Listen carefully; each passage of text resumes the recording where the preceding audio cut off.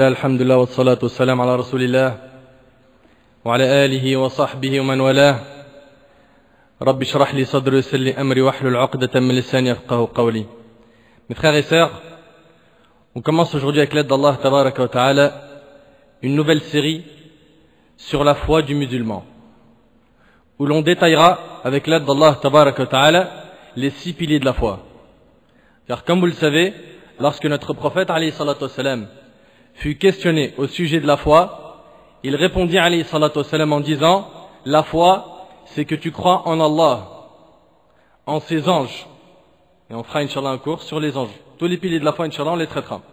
En ses anges, en ses livres, en ses messagers, au jour dernier, et que tu crois au qadr, au destin, touchant le bien et le mal, rapporté par Muslim, selon Omar radiallahu anhu. Cette série aura pour but de répondre à des questions essentielles que se posent un grand nombre de gens parmi les musulmans et les non-musulmans. La foi musulmane est nécessaire à l'être humain comme l'eau et l'air, car privé d'elle, il se sent perdu. La foi musulmane est la seule apte à répondre aux questions qui ont troublé l'esprit humain et même de nos jours le préoccupe sans cesse. Sache qu'en faisant un effort pour acquérir la foi en Allah, le Créateur, le Tout-Puissant, tu trouveras la paix intérieure. Cette paix intérieure ne se trouve qu'auprès d'Allah. Cette paix intérieure ne se trouve qu'auprès d'Allah. On ne l'achète pas avec l'argent.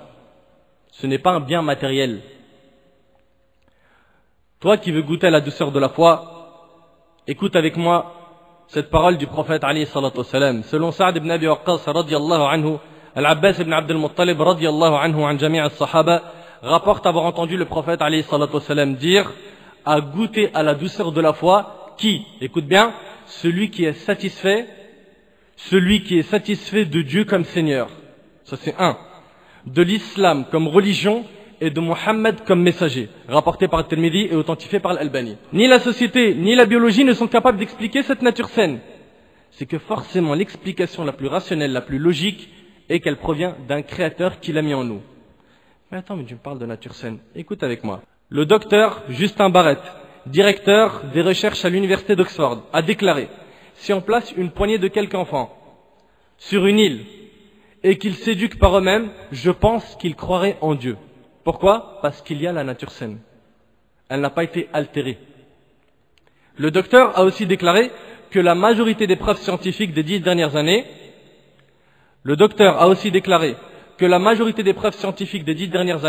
sur le développement de l'esprit des enfants a montré que les enfants ont une prédisposition naturelle à considérer que le monde extérieur a été créé par une source d'intelligence immense. Clair? Certains peuvent dire: si l'acheminement vers Allah était instinctif, les gens n'auraient pas adoré des divinités multiples à travers toutes les époques. La réponse est que l'instinct demande à l'individu de se diriger vers le Créateur.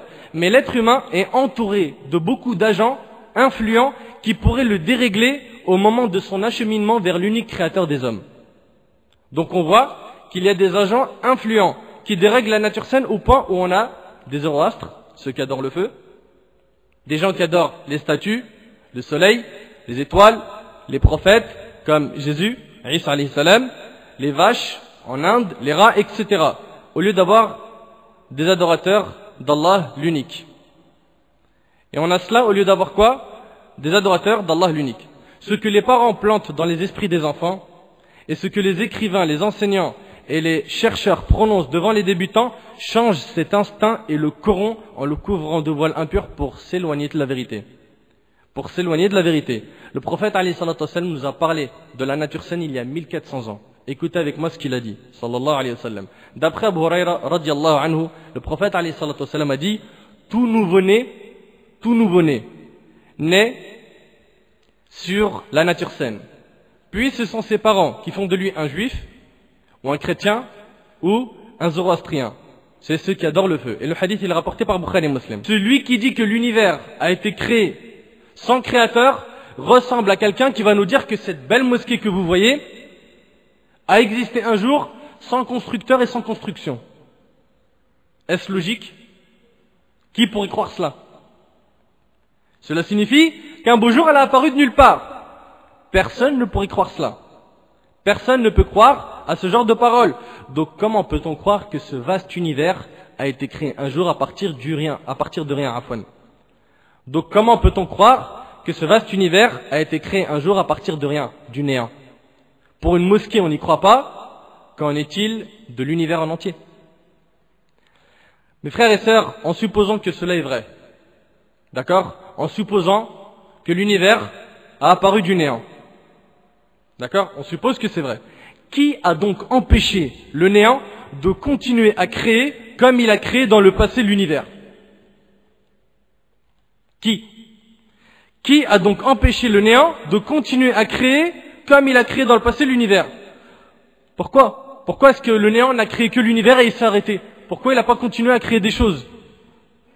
Pourquoi nous ne voyons pas maintenant des choses qui se font créer à partir du néant? Pourquoi nous ne voyons pas à l'instant un homme se faire créer à partir de rien? Absolument tout ce qui nous entoure a un créateur. D'accord? Et quand je dis un créateur ici sur Terre, c'est quoi? C'est qu'ils ont créé à partir de la matière existante. Car ils sont incapables, et je le répète encore une fois, de faire quoi? De créer à partir du néant. Par exemple, le micro que j'ai ici, à quelqu'un qui l'a créé ou inventé. N'est-ce pas? Pareil pour mon téléphone portable, la mosquée où on se trouve. N'est-ce pas? Et ainsi de suite. Maintenant, savez-vous pourquoi tous ces objets ont un créateur, ont quelqu'un qui les a inventés? Tout simplement parce qu'à un moment donné, ces objets ont commencé à exister. C'est logique. C'est logique ou pas? Logique, très bien. À partir du moment où une chose a commencé à exister, alors cette chose a forcément quoi? Un créateur. Maintenant, est-ce que vous savez que les scientifiques disent que l'univers dans lequel on vit n'a pas toujours existé, mais il a commencé à exister avec quoi? Le Big Bang. Donc les scientifiques disent que l'univers a commencé un jour à quoi? À exister. Il n'existe pas depuis toujours. L'univers a commencé à exister avec le Big Bang, il y a environ 14 milliards d'années. La plus grosse explosion de l'histoire de l'humanité, à partir de laquelle s'est formé l'univers, qui contient le temps et l'espace, et la matière. Donc logiquement, si l'univers a commencé à exister un jour, c'est qu'il a quoi? Un créateur. Ah ben ça va, c'est facile. Jusque-là ça va? Objection? Il n'y en a pas? Plus ou moins? Taïb, garde l'objection et écoute encore. Donc, logiquement, cet univers a un créateur. S'il a commencé à exister, à un moment précis, et ils disent que c'est à partir du Big Bang que tout a commencé, c'est qu'avant, il n'existait pas. Et s'il a commencé à exister, c'est qu'il a un créateur. On est d'accord. Allah subhanahu wa ta'ala a dit dans Surat Al-Hashr, l'Exode, Surat 59, verset 24, Huwa Allah, Al-Khaliq, Al-Bari, Al-Musawwir, Lahu al-Asma'u al-Husna, Yusabbihu lahu ma fi as-samawati wal-ard, wa huwa al-Aziz al-Hakim. Allah dit dans le Coran, dans le Coran, c'est lui Allah, le Créateur, celui qui donne un commencement à toute chose, celui qui donne un commencement à toute chose, le formateur, à lui les plus beaux noms, tout ce qui est dans les cieux et la terre le glorifie et c'est lui le puissant, le sage. Dans une étude parue dans la revue Le Cosmos de l'année 1893, le professeur Mominia écrit concernant l'existence de Dieu. Écoutez bien. Et si on parle d'un professeur non musulman, d'une personne qui était réputée, il dit, si nous supposons, en raisonnant par l'absurde, que l'univers a pris existence sans l'intervention d'un être capable d'agir, doué de volonté et libre de choisir, et si nous supposons que les hasards répétés sont parvenus à faire un homme, est-il pensable que ces mêmes hasards créent un autre être pour lui? Est-il pensable que ces mêmes hasards créent un autre être lui ressemblant parfaitement dans sa forme apparente et différent de lui dans sa conformation interne, à savoir la femme, et ce, dans le but de peupler la terre par les humains et d'en perpétuer l'espèce? Donc c'est la nature qui a créé l'homme, et la nature elle est tellement intelligente qu'elle a créé pour l'homme une créature qui lui permet de quoi? De perpétuer cette espèce. À partir de ce moment-là, on sait en utilisant notre logique que l'univers a un créateur. Allah subhanahu wa ta'ala a dit dans le Coran, dans Surat al-Anbiya, Surat les prophètes, Surat 21, verset 22, لو كان فيهما آلهة إلا الله لفسدتا فسبحان الله رب العرش عما يصفون. S'il y avait dans le ciel et la terre des divinités autres que Dieu. Regarde, Allah il dit quoi? Allah il dit dans le Coran, s'il y avait dans le ciel et la terre des divinités autres que Dieu, tous deux seraient certes dans le désordre. Gloire donc à Dieu, maître du trône, bien au-dessus des fictions qu'il lui attribue.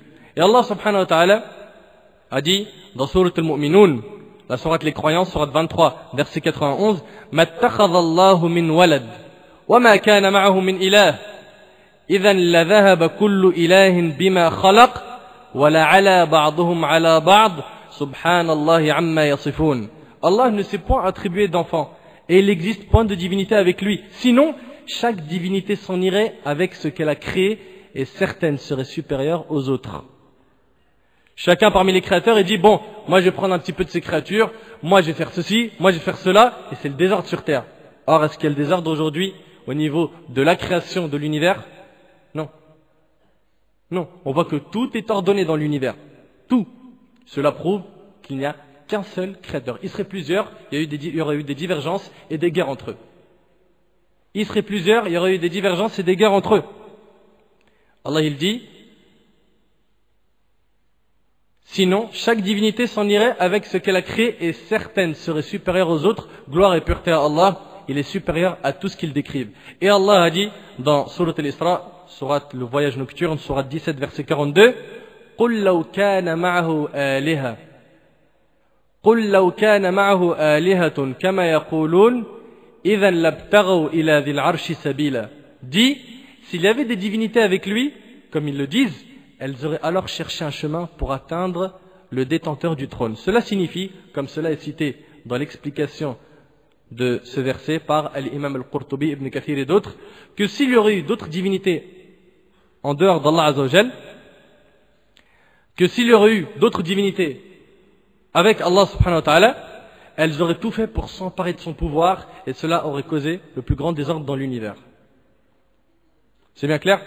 S'il y aurait plus d'une divinité, il y aurait eu le désordre, il y aurait eu des combats. C'est comme les rois d'aujourd'hui. Tout le monde veut le pouvoir. Tout le monde veut être le roi.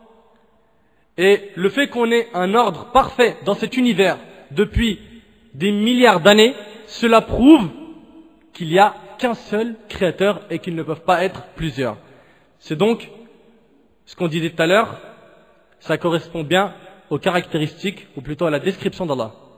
Ça rejoint ce qu'on a dit, ça correspond bien à la description d'Allah. Le créateur, tu dois croire qu'il existe, qu'il est éternel, que personne ne l'a créé, qu'il a toujours été là. Parce que si tu te poses la question, qui a créé ce créateur, fameuse question qui revient souvent, la réponse elle est très simple. Si tu poses cette question et que je te réponds, c'est un exemple. Si tu me dis qui a créé Allah, le créateur, et que je te dis par exemple, c'est Mohamed qui a créé le créateur, c'est un exemple. Tu vas me dire quoi? Et qui a créé Mohamed? Je vais te dire c'est Ibrahim. Et qui a créé Ibrahim? Je vais te dire quoi? C'est Ahmed. Et ainsi de suite. Et en fait, on se retrouve avec une question infinie. C'est une question infinie. J'espère que c'est bien compris. Le fait de dire qui a créé le créateur, c'est une question infinie. Une question qui n'est pas bonne. Une question qui n'est pas bonne. Donc le fait de poser la question qui a créé le créateur de l'univers, ceci ouvre la porte à l'infini. Et l'univers n'aurait jamais été créé par le premier créateur.